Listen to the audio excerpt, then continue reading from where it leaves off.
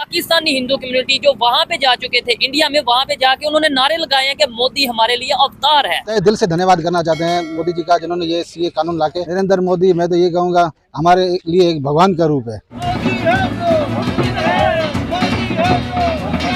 उन्होंने ये नहीं कहा कि हम सिर्फ हिंदूज को सिटीजनशिप देंगे, उन्होंने उसमें क्रिश्चियंस को भी ऐड किया, पारसियों को भी ऐड किया, सिखों को भी ऐड किया। अगर पाकिस्तान से हिंदू यहाँ से माइग्रेट करके गए हैं इंडिया, तो मुझे ये बताएं कि सबसे बड़ा सवाल तो मैं ऑडियंस के लिए ये छोड़ के जा रहा हूँ कि वो यहाँ से माइग्रेट करके गए क्यों हैं?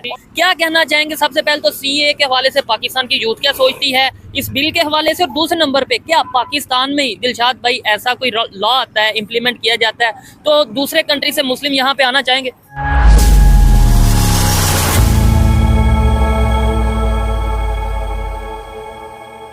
नमस्कार दोस्तों, भारत में CAA को लागू कर दिया गया है। इस कानून को लागू होने के बाद 2014 के पहले से पाकिस्तान, अफगानिस्तान और बांग्लादेश से आकर भारत में रह रहे गैर मुस्लिमों को नागरिकता मिल सकेगी। मोदी सरकार के इस फैसले की भारत में रह रहे पाकिस्तान शरणार्थी तो तारीफ कर ही रहे हैं, पाकिस्तान में रहने वाले भी इसे बहुत अच्छा बता रहे हैं। एक पाकिस्तानी युवा ने कहा कि हम पाकिस्तान के लोग मुस्लिम ब्रदरहुड की बात करते हैं, लेकिन हमारा ब्रदरहुड झूठ है। उन्होंने बताया कि पाकिस्तान में 40 साल से अफगानिस्तान से आए शरणार्थी रह रहे हैं, लेकिन आज तक हमने उन्हें नागरिकता नहीं दी है, उल्टा उन्हें निकालने की तैयारी शुरू हो गई है। वही भारत अपने हिंदू भाइयों को जो दूसरे देश में मुश्किल झेल रहे हैं, उन्हें अपने देश की नागरिकता ऑफर कर रहा है। यही नहीं, भारत ने इसमें सिर्फ हिंदुओं को ही नहीं, सिख, ईसाई, पारसी को भी शामिल किया है। भारत के CAA कानून की आलोचना करने वालों को करारा जवाब देते हुए पाकिस्तानी युवक ने कहा कि जरा ये लोग बताएं कि आखिर क्या वजह है कि पाकिस्तान में रहने वाले हिंदू भारत जा रहे हैं। हमें इस बात का जवाब देना चाहिए कि आखिर पिछले 40 सालों में कितने नए मंदिर बने हैं। पाकिस्तान में जो हिंदू रह रहे हैं, उनकी मूलभूत जरूरतों का ख्याल क्यों नहीं रखा जा रहा है। पाकिस्तानी युवक ने तो यहाँ तक कहा कि आज हालत यह है कि अगर बॉर्डर खोल दिया जाए तो पाकिस्तान में रह रहे सारे हिंदू भारत के लिए निकल जाएंगे। वही उल्टे भारत के बाकी हिस्सों को छोड़िए, कश्मीर से भी पाकिस्तान आने वाले मुसलमान नहीं मिलेंगे। वही पाकिस्तान के ताल्लुकात अपने पड़ोसी मुल्कों के साथ जरा भी ठीक नहीं है, लेकिन भारत के अच्छे संबंध है, सिर्फ पाकिस्तान को छोड़कर। चलिए दोस्तों, इसी पर आगे पाकिस्तानी मीडिया के रिएक्शन देखते हैं। पाकिस्तान में CAA के हवाले से मीडिया पे बहुत बात की जा रही है कि इंडियन गवर्नमेंट ने, मोदी गवर्नमेंट जाने से पहले एक CAA रूल जो कि 2019 में वो बिल लाए थे, अब उसको इम्प्लीमेंट कर दिया है। और बाकायदा तौर पे पाकिस्तानी हिंदू कम्युनिटी जो वहाँ पे जा चुके थे इंडिया में, वहाँ पे जाके उन्होंने नारे लगाए हैं कि मोदी हमारे लिए अवतार है। क्या कहना चाहेंगे? सबसे पहले तो CAA के हवाले से पाकिस्तान की यूथ क्या सोचती है इस बिल के हवाले से, और दूसरे नंबर पे क्या पाकिस्तान में दिलशाद भाई ऐसा कोई लॉ आता है, इम्प्लीमेंट किया जाता है, तो दूसरे कंट्री से मुस्लिम यहाँ पे आना चाहेंगे? सबसे पहले तो हम इसके बैकग्राउंड में जाते हैं। ये बेसिकली सिटीजनशिप अमेंडमेंट एक्ट है जो कि 2019 में इंडिया ने पास कर दिया था, जिसको अभी उन्होंने इम्प्लीमेंट किया है। और ये उन लोगों पे इम्प्लीमेंट हुआ है जो कि 2014 से पहले के लोग रह रहे हैं या उस वक्त तक रह रहे हैं। तो ये जो डायरेक्ट इमीडिएट बेनिफिशियरीज है वो इसके तकरीबन 30,000 लोग हैं। और ये मेजोरिटी वहां से लोग आए हैं जो कि मुस्लिम कंट्रीज हैं, जैसे पाकिस्तान से, बांग्लादेश से और अफगानिस्तान से। तो वो वहां से लोग, अब इनका फायदा क्या होगा कि उनको आधार कार्ड दिया जाएगा। इंडिया में उसको कार्ड कहते हैं, हमारे यहाँ आइडेंटिटी कार्ड होता है, आधार कार्ड मिल जाएगा। उससे उनको ये राइट्स मिल जाएंगे, वहाँ पे प्रॉपर्टीज खरीद सकते हैं, वहाँ पे गवर्नमेंट जॉब्स में अप्लाई कर सकते हैं। मतलब कि वो वोटर आईडी भी उनको मिल जाएगी।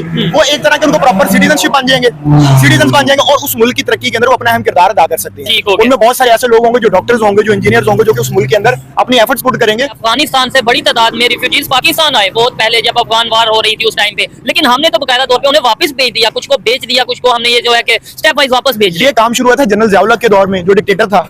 उसने कहा था कि जी हमारा मुस्लिम ब्रदर कंट्री है, हम ये भाई भाई हैं जी, हमने उसको बुला लिया, चाचा ने उसको बुला लिया। अब उसके बाद वो 40 साल यहाँ पे रह गए, ना उनको सिटीजनशिप दी है और ना उनको प्रॉपर यहाँ पे राइट्स मिले हैं। उन्होंने फिर 2 नंबरियां करनी शुरू कर दी। उसके बाद फिर इस वजह से स्मगलिंग भी बढ़ी, और उसके बाद जनरल परवेज मुशर्रफ, दूसरा डिक्टेटर, हमारे सरों के ऊपर थोपा गया। ठीक है, जमहूरियत को तो ये लोग मानते नहीं है, उसने पकड़ के जो है वो अड्डे दे दिए इनको, अमेरिका को, अफगानिस्तान के अगेंस्ट। उसके बाद जो हमारी आए रोज बॉर्डर पे मसले बने होते हैं, हमारे यहाँ स्मगलिंग होती है, आप यही इस चीज को आप लीगल कर दें तो पाकिस्तान की इकोनॉमी को भी कोई फायदा पहुंचे। ऐसे ही है। जब जब हमारे ऊपर डिक्टेटर मुसल्लत किए गए हैं उन्होंने तब तब इस मुल्क की तबाही घेरी है। अच्छा दिलशाद भाई, एक साइड पे हम ये कहते हैं मुस्लिम ब्रदर मुस्लिम उम्मा, इस तरीके से हम पूरी दुनिया में मुस्लिम कंट्री एक जिस्म की तरह एक बंदे को दर्द होगी, पूरे इस्लामिक कंट्रीज को दर्द होगी। हम दूसरी साइड पे ये देखते हैं हमारे यहाँ पे सिर्फ नारे लगते हैं और वो लोग प्रैक्टिकली देखें, उन्होंने ये बोला कि भाई हमारी जो हिंदू कम्युनिटी है पूरी दुनिया में, खासतौर पे अफगानिस्तान, ईरान, अफगानिस्तान, पाकिस्तान और बांग्लादेश से जो इंडिया में आना चाहे वो आ सकते हैं। प्रैक्टिकली उन्होंने करके दिखाया।